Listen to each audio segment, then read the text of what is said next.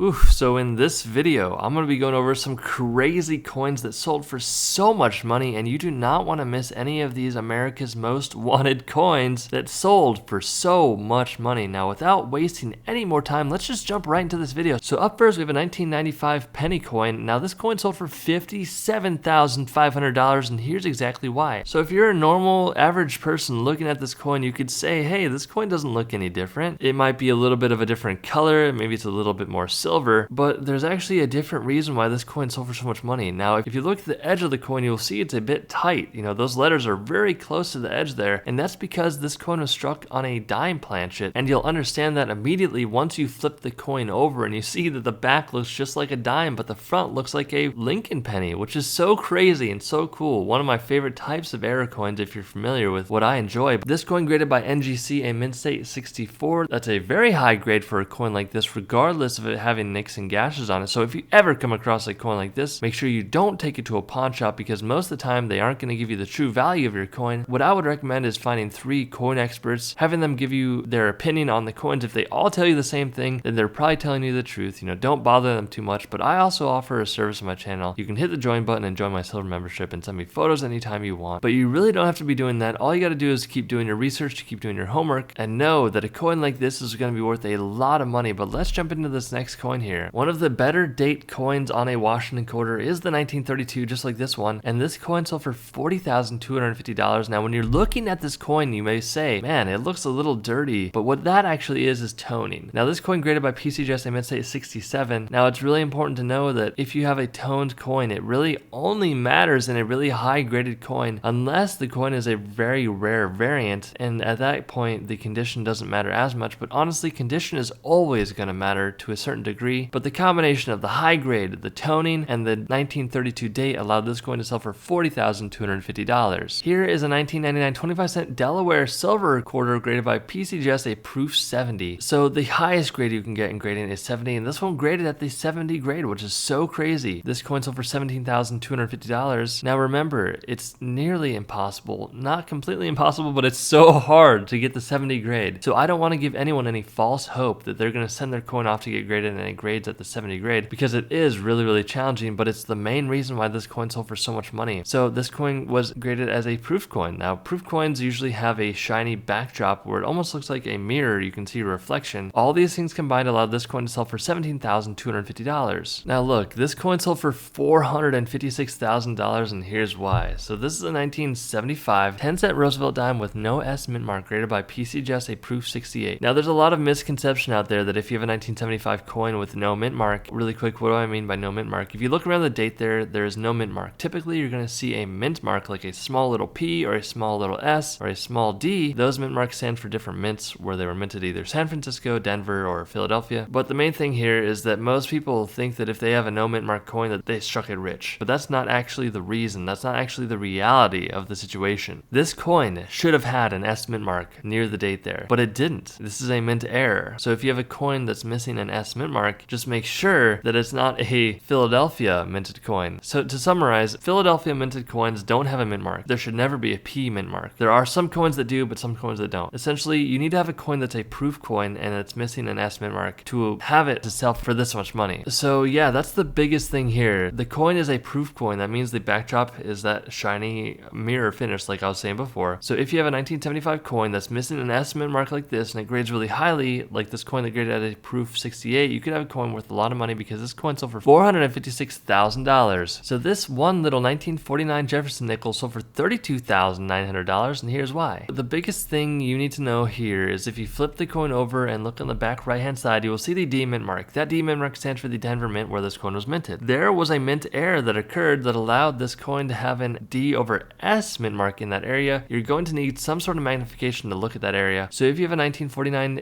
D over S coin, it's going to sell for a good amount of money if it's in a high grade like this. Also, if you look above Monticello there on the back, you will see the full steps. Those full steps means that this coin didn't circulate too much and that it was also struck really well. Those steps are the highest point on the coin. They get worn down the quickest and they're the hardest to mint. So all those factors combined allowed this coin to sell for $32,900. A coin we're probably all familiar with. This is the 1943 S 1 cent coin struck on a bronze planchet graded by PCGS and mint state 63 brown, and it sold for $504,000, and here's why. So to summarize really quick, quick, all you need to know is if you have a 1943 penny, it should not be bronze like this. If it is bronze, there's a few things that you could have. You could either have a fake coin, you could have a coin that is falsely plated to make it look like this, or you could have a genuine coin worth a lot of money. If you have a 1943 penny that looks like this, you could have a coin worth so much money. Make sure that you don't take it to the wrong people and get scammed and ripped off. But on the flip side of that, make sure that if people are telling you that your coin is not worth money, they are likely telling you the truth, especially if you get it looked at by multiple coin experts and they're all telling you the same thing. So please don't pester these coin dealers that are all telling you the same thing, because they get a lot of people thinking that these people have really rare coins when in reality they have a coin that's not worth too much money. But it is possible to find a coin like this. Now you're going to see a video on your screen. Make sure you click on that video because you don't want to miss any coins on my channel.